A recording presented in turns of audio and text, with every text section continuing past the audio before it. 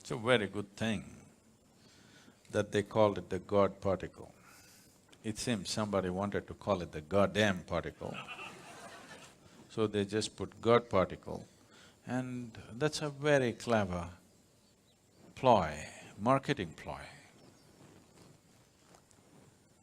You must be glad that scientists are becoming market savvy. They've always been, in a subtle way, now they're getting little overt. So, for most people, their idea of science is just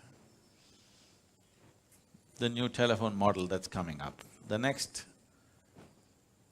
model of iPhone is their idea of science. All these people who never ever were interested in any kind of physics, now talking about particle physics world over, everybody is talking about particle physics. That's an achievement. Breaking a proton and coming up with a boson, is that an achievement? That needs to be seen. But it's definitely an achievement that suddenly the whole world, at least the educated part of the world, is thinking particle physics. That's an achievement. That's a good achievement. At least people are thinking of science as not a way of milking the existence, not entirely, at least a little bit. They're willing to spend $10 billion just to know something. I like that. There is right now no technological use, but they're willing to spend $10 billion and 30 years just to know something. That sounds very spiritual to me. It usually doesn't cost that much, but so, having achieved one thing, having made a social goal,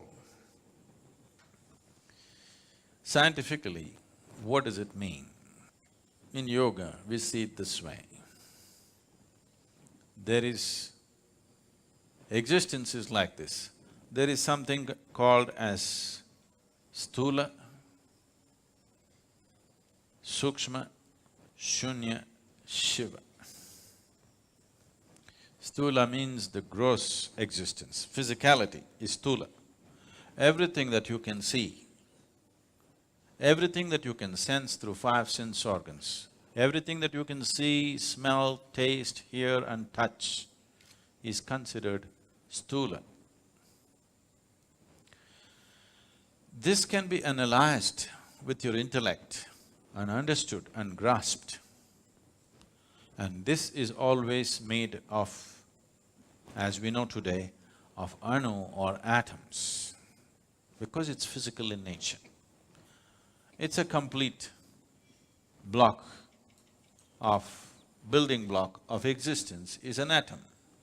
And if it's made of an atom, once enough number of atoms are there, we can touch it, we can smell it, we can taste it, we can see it if it becomes big enough. Initially in a microscope, after that with our bare eyes, we could see it. But if it goes beyond the perception of the five senses, but still it is physical in nature, we call it sukshma. So when you enter into sukshma, it is still physical, but you're not able to grasp it. Do what you want, you cannot grasp it through five senses, nor can you analyze it through your intellect. That dimension, if you approach it, we call it Vishesha Jnana or Vishesha Jnana. That means an extraordinary knowledge. Gyan or Jnana means knowledge, Vishesha Jnana is extraordinary or significant knowledge. So Vishesha Jnana is referred to as Vigyan. The word Vigyan is being very loosely used today, but essentially it means this: those dimensions which cannot be perceived through five senses, if you perceive them, that is Vigyan. So today, science is entering those spaces because never ever is anybody going to see a Higgs boson. They're only going to see its footprint. Even now, they only saw the footprint. They did not see a Higgs boson. But because they see the footprint, they believe he is there. Somebody's gone by, they left the footprints, we have not seen the man, but we know it's gone by. We go into the forest, we see the pug marks and we say, okay, there is a tiger. We haven't seen the tiger. In fact, in a tropical forest, it's very difficult to see a tiger. But we will see pug marks here and there. Just like that, they saw the footprint. So they're entering Vishesh Gyan. If you go further, it will become shunya, that means absolute emptiness. There, your intellect will be completely useless. Your senses will be completely useless because there is no physicality. Where there is no physicality, your sense organs and intellect will become absolutely redundant. If you go beyond shunya, there is something that we refer to as Shiva. When I say Shiva, don't imagine that calendar man from Shivakashi.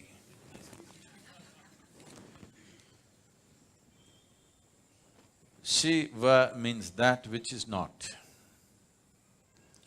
If you touch that which is not, we have always seen, it is not physical in nature. It is not physical in nature means it does not exist, but it is opaque. How can that be? It is not in the realm of your logical mind. Today, modern science believes the whole existence has to oblige to human logic, which is a very limited way of approaching life. The whole existence will not oblige to human logic. You think you can fit the whole existence into your head. No, your head fits into the existence will not fit into your head. Your logic can analyze the physicality of the existence. Once you cross the physical dimension, your logic is completely out of its realm. So, because this is a dialectical culture, the same science has been expressed in story forms. I cannot go into the whole story, it's a long story. But when I told this story to one of the top scientists in the world, when I was speaking to him and I explained this, see, this is how it is, this is the nature of the existence. This is from the yogic lore, but we are always told not to believe the lore till it becomes a reality in your experience. And this is the reality in my experience. If you go like this is what will happen. So when I spoke to this very top-level scientist, who's a Nobel laureate, and I was telling him that this is what it is, there were a group of… Hello? There was a group of them, and when I explained, this is how it is within me, what do you think? They said, Sadhguru, if you can give a mathematical backbone to what you're talking, this is Nobel Prize stuff. Can you give a mathematical background? I said, I'll never bother about the mathematics. It's true for me and it has transformed everything that I am because it's true for me. Everything that I ever was changed simply because I touched this dimension within me. I don't wish to work equations for that. And anyway, Nobel Prize wouldn't mean anything to me, I would be too embarrassed by such things. So, this story, I will because I will make it so brief, there could be holes in it. If I make it elaborate enough, there'll be no holes in the story, it's a perfect theory. And we have proved it within ourselves that it is true. But you want to build a $10 billion instrument under the ground to prove the same thing, it's up to you. This can be experientially proved within yourself if you are willing to go into the depths of what this is. Because this is made exactly the same way the whole universe is made. If you go deep enough into this and you know how this is made, by inference, you know how everything in the universe is made. By inference. And even now, science is also only inferring. Today modern science has admitted that it's an ever-expanding universe or an endless universe. Rather, ever-expanding is a yogic term, they are calling it an endless universe. If it's an endless universe, trying to travel across the universe and find out the nature of the universe is untenable, isn't it? Simply out of question. The only way you could know the nature of the universe, nature of the creation and the source of creation is by going inward, because whatever you ate in the morning, whether it's a idli or a dosa or a banana, has been transformed into a human being in the last few hours. Nobody else can do this except the source of creation. So if the source of creation is right here, if you want to know anything about creation, isn't it the best place to consult? If you want to know anything about creation, isn't the source of creation the best place to consult? And if you had to go to heaven for this, you could give it up. If it is right here, why don't you consult? Simply because you're too enamored by your own thought. You think you are going to capture the whole universe with your thoughts. It is a foolish way to approach. The only reason why science has survived is because of technology. It keeps throwing out technologies. If no technologies were coming out of science, they were just talking about all the things that they have been talking, people would have beaten them down for the money that they spent. And it's happened in the past, when there were no technologies and people just spoke science, they were beaten down, isn't it? So, science has its value in terms of utility, but science cannot open up the existence for human experience. It will not, it can never do it because they are going with intellect. Intellect as an instrument works only to dissect. The only way intellect can approach anything is to break it up and see. If you ask a scientist to find out something about this flower, first thing is he will break it up into pieces. I think I should ask a scientist to make me understand one of you. He will talk about dissecting you then. If you break this up, you may know many parts of this.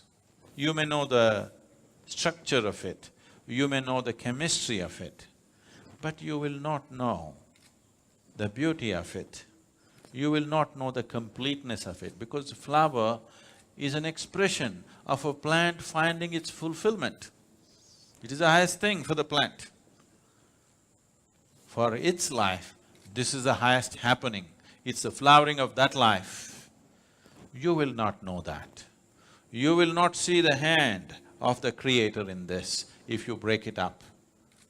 But as a whole, if you are willing to pay attention, absolute attention, if in your approach you make this flower more important than yourself and keep your focus on it, you will see the whole universe in this.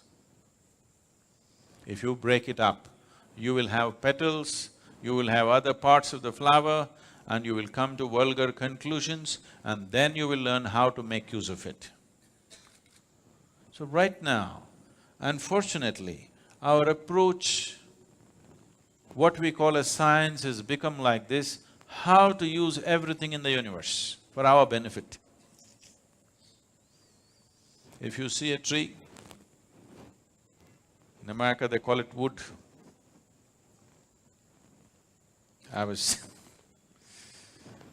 This happened when when I was in college. This happened about 4 years ago when I was in Mysore. For the first time, I conducted a program after many years. And all kinds of people turned up. My teachers from school and college turned up. They wanted to see.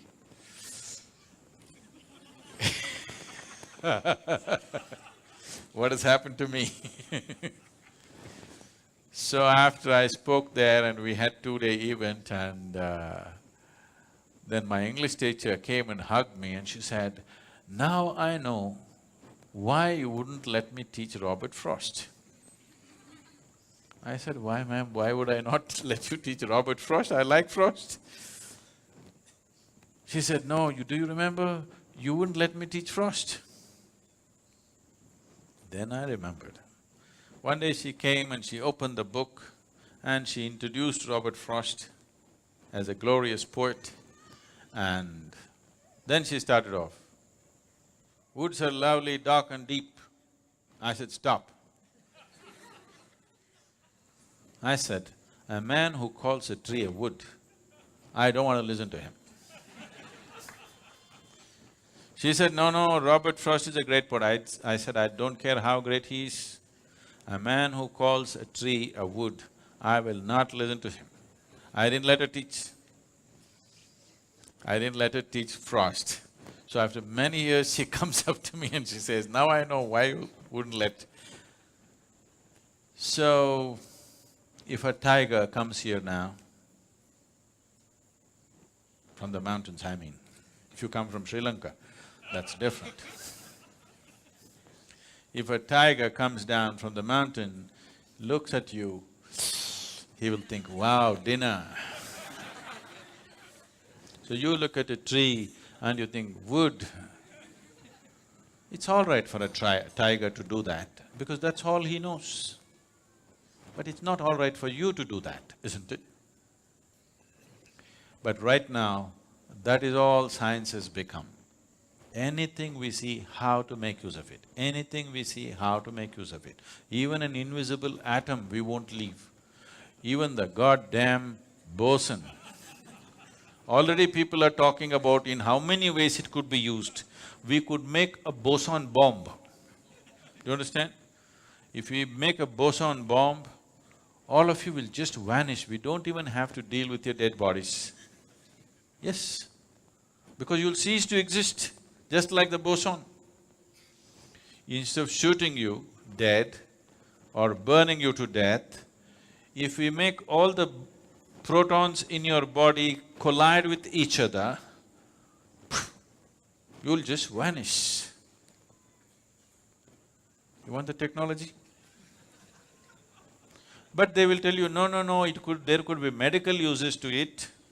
We could do this, we could do that. Yes, I know all that. But just the idea, it doesn't matter what, you cannot look at anything without thinking, in what way can I make use of it, is a very crass way to exist. With this level of existence, you will have everything and you will have nothing. This is modern life. People have everything like never before, and they got nothing in their lives. Nothing that you can call of any worth. People who have everything and cannot feel life in any significant way, when they die or when the moment of death comes, they will see that they spent this whatever number of years without living a moment, because what can I get is a sure way not to live, because from what you get, you can only make a living. It's only by what you give that you make a life. So giving does not mean money or something else or something else. It is just that this moment, if you look at this tree, how totally you can give yourself to this tree, that is how intensely you know life. If you sit here and calculate, what can I get out of this tree, you will completely miss life. Completely. Life will evade you. So, this kind of science which denies you life should be restricted, if you ask me. I know I'm going to be hugely unpopular because somebody is going to Twitter and say, Sadhguru says science should be curtailed. It's all right. I'm telling you, a science which is driven just by what can I get out of it needs to be controlled a bit. Otherwise, human beings will have everything and they'll have nothing. When that is your experience, then you will destroy everything. Today, the planet is not being destroyed because of something else. It is just unbridled use of technology, isn't it? It could have been used for our well-being, but it's working against us because we have not worked the other dimensions of life. We're just going with this, what can I get, what can I get? If you go with this, there'll be no planet left after some time. But even if the planet is left, suppose we rope in another 10 planets, still it will not be enough. We will still have nothing, we'll have everything. This is my experience. Science should have been just a quest to know, not to exploit the creation. It is just a longing to know. Human longing to know wants to find expression in every possible way. Physical sciences is one of the ways, perfectly fine. But once it starts serving the masters who sponsor it, then if businesses sponsor it, they're looking for profit from it.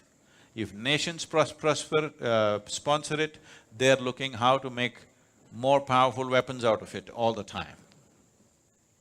You must understand this. The cutting-edge science always first becomes cutting-edge military technology. Only after that it comes down to other uses. How many lives has it taken? How many more do we want to take? That's a question. So, this goddamn particle, one good thing it's done is, the whole world is thinking particle physics. I like that. That's nice. But do you know the boson is named after Satyendranath Bose? You know this? No? It's an Indian mathematician, a self-taught mathematician. As Albert Einstein acknowledged, he said, the Western sciences couldn't take a single step without the Indian mathematicians. The fundamentals of mathematics came from the East. But always here, the other ethos of the culture said, you should not do anything that's exploitative to nature, because nature was seen as Mother Nature. You don't go about raping Mother Nature. You take only what you need, nothing more. Because of that attitude, this science was not converted into technology, and that is the wisest way to handle science. Just as a quest, a tool, a way to know, and nothing beyond that, and technology must be really controlled. What is absolutely needed, that's all that should be done. This unbridled usage, already people are talking how to use the boson that they have not seen. When we can use the atom that we have not seen. So it doesn't matter what you see, you're thinking of how to use it. This attitude, unfortunately, has been further fueled by the attitude of science. This need to be checked, otherwise it will be our nemesis. It will for sure be a goddamn everything.